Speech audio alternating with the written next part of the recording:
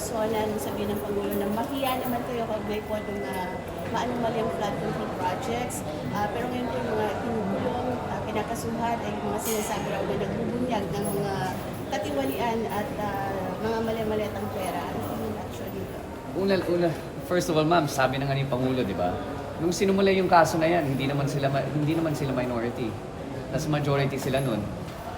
I believe the Ombudsman also said that in his, he had an ASEAN event, there are over 100 complaints with the flood control scam.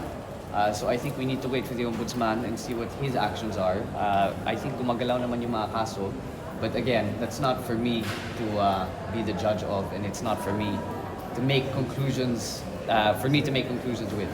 Pero kasama po yung pangalan niyo sa nabanggit na tumanggap po ng mali-maliatang pera. Ma'am, we don't dignify the testimonies of those fake Marines. Actually, bodyguard na lang tawag natin sa kanila.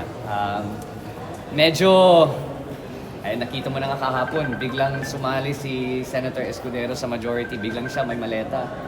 Pati si Mary Grace Piatos sa susunod na hearing, baka yan may maleta din. So, let's call a spade a spade. It's all BS.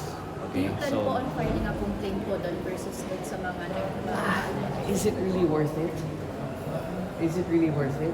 Sa totoo lang, tapos bibigyan pa sila ng publicity, wag na.